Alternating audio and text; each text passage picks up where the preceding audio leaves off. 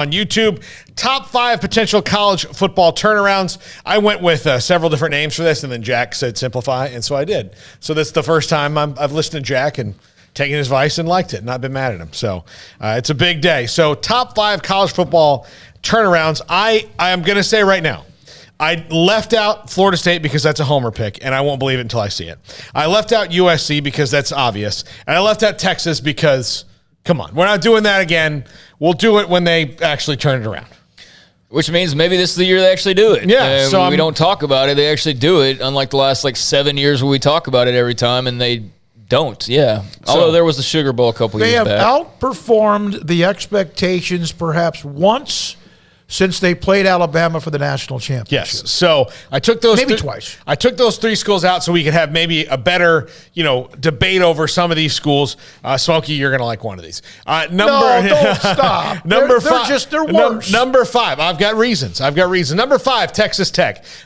They really, given the position they were put in last year, finished out about as strong as they could. Joey McGuire's made some interesting hires on that coaching staff. So this is a team that is not completely depleted of talent. And I'm not talking about turn around and do what maybe Baylor did last year, but do something where they can maybe make a little noise. And we'll see what kind of college head coach Joe McGuire is going to be, at least in his first year. But nobody should really be judged on that unless it's just abysmal. But I do think Texas Tech has got interesting potential because of the way that they finished out and the way that Joey McGuire was able to turn around the attitude of that program. They have to at least make a bowl game, right? Yeah. Yeah, that's bare minimum. None of this it's the first year we got 3. Because, the guy who got fired got into a bowl game last year. So I would think that's bare minimum expectations. But, I could definitely see a Texas Tech turnaround. They've been pretty much just cruising in the middle for, the last several years at this point.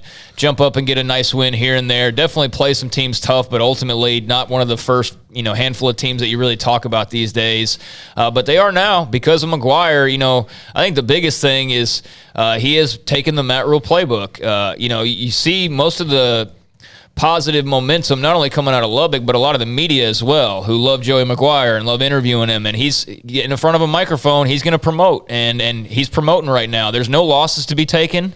You might lose a recruit or something here and there, but those guys can be made up for. It's all good in the offseason, and new is fun, and new is more fun when the old wasn't really that fun. And Matt Wells and company, I just don't think there was ever really an electricity there. That's already changed in a major way. Ultimately, it's just going to come down to wins and losses. I think they're going to be pretty good, though. They should have a lot of talent. They should definitely be tough and physical. They're going to be like the Baylor teams from 2 or 3 years ago when Matt Rule was coach, a lot like that. I am very curious, though, to see, with him in charge. I know he did it at Cedar Hill, but 9 times out of 10 at Cedar Hill, you're playing a team that you're better than. Mm-hmm. You are. You're basically Alabama playing everybody else. Once he established them. No, I'm not going to take away from him building up that program. It's just it was a really long time ago at this point. Yeah. So he had a dynasty rocking there. Does that translate to him coaching X's and O's or whatever? I know a lot of that will be out of his hands, but how does that translate to the college level? Making big decisions in the heat of the moment, going for it on 4th down and all of that. That'll be really fascinating to kind of watch unfold as he gets his hands around his own program once again. But there's no doubt there's a buzz building. Yeah, absolutely. Number 4, Nebraska. And all right, Smokey, before you interject, let me tell you this. Scott Frost has been painted into this corner by, himself, by the fans, by the expectations. But in this offseason, they have changed coordinators, which means he might change a little bit of styles. He's brought in a special teams coordinator, which forces him to get better at that. He also has excised Taylor Martinez from the roster.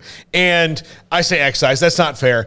They have parted ways. You hear about the fact he played at the end of last year with broken shoulder or something like that. And all that's admirable, but he's still, they were in this weird codependent relationship with each other, which wasn't productive as it could be for either one. I think Martinez at Kansas State is going to be a good fit because Chris Kleiman will not let him kind of run wild. It's not what they do. You kind of have to play controlled. And Scott Frost, they just were constantly put in this position where he's the best chance that they have. Now they really have to force themselves to think, what's the best chance we have to win these games? They lost a ton of really close games last year.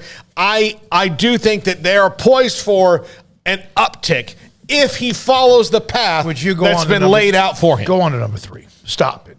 I've heard this before. Remember the first year he arrived, people had Adrian Martinez as a Heisman Trophy candidate. Like the year, they're no different than Texas, except they haven't even been that successful. I love you for putting him in, but I will believe it when I see it. I mean, I can see why you would predict them to be a turnaround, but I can also see why people would be very, I get it. Low on the belief scale when They it comes to that. They would have won an extra 3 or 4 games last year of two things: stupid penalties and special teams. But that happened. So they found ways to lose games that I just didn't even know were possible. I mean, it was like you needed Clown the yakety sax playing in the background over Nebraska highlight tapes, but.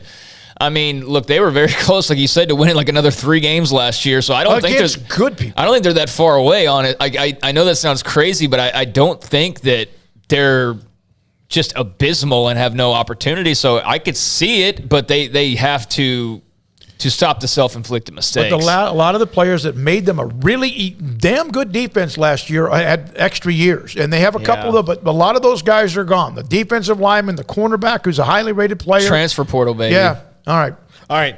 Number 3, Florida. Billy Napier takes over. If you watch the show, you know how big I am on him and how upset I was that Florida hired a coach that knew how to put his pants on. But look, this is a team that a couple years ago under Dan Mullen was a thrown shoe away from really having a different story arc. And then they throw that shoe against LSU, and it just everything kind of falls apart. You kind of find out that Dan Mullen is kind of sour on recruiting, and then Georgia and Alabama, the two people he has to recruit against the most, are the best at it, particularly Georgia, who's their chief rival in conference. Billy Napier is going to come. He's not walking to a team that doesn't have a lot of talent. It doesn't have the talent that it needs to maybe beat Georgia regularly, but they were not too far away a couple years ago, and Dan Mullen was recruiting okay, just not great. Billy Napier can take this team and make them look pretty decent, I think, in year 1.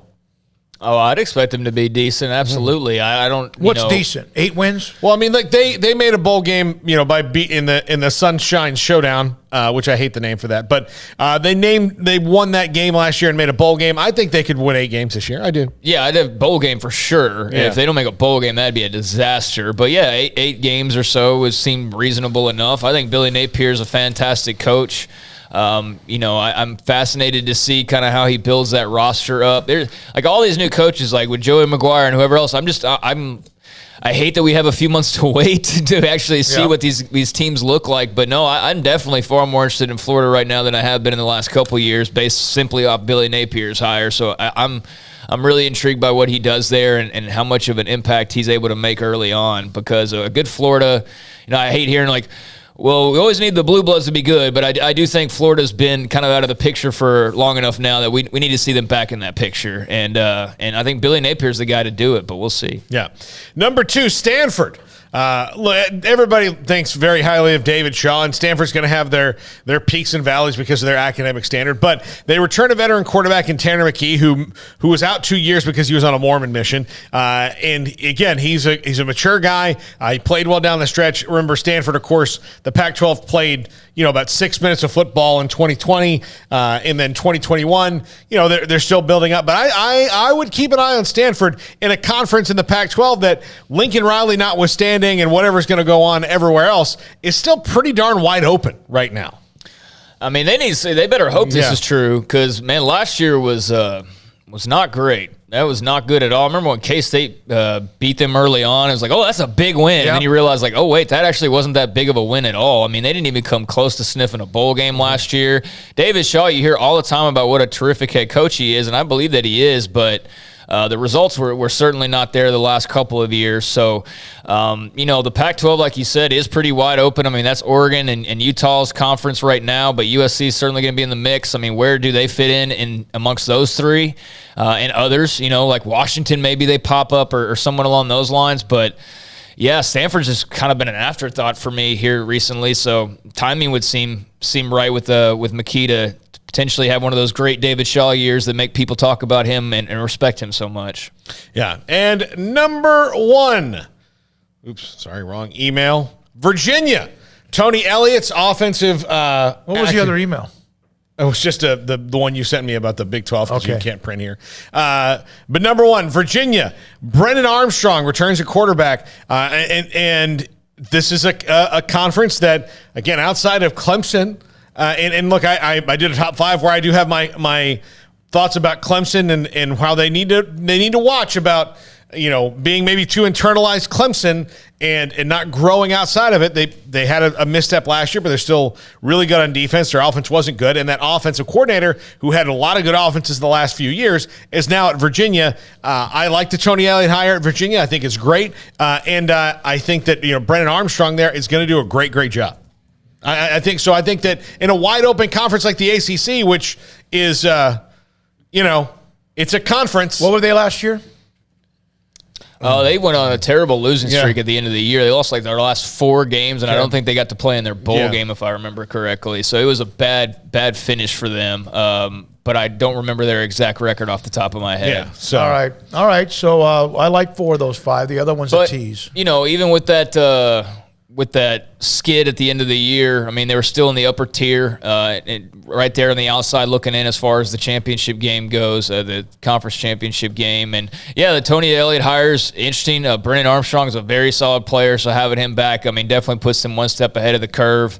ACC, as you mentioned, is pretty wide open, I mean, for the most part. So I don't think that they were that far away from last year. Obviously got to finish better, but they could play upset. They could help upset the apple cart next season. There's one blue, 2. Florida, I guess, can be considered that as well. Then Stanford, of course, seems to always be so consistent. Tech, really would love to go to the next level, and of course, it seemed like they were, but it's been a while. But good luck to Joey McGuire with that. And then Virginia, man, the ACC is just really Armstrong. I don't know. Armstrong, do you have the video? It's a video that I wanted to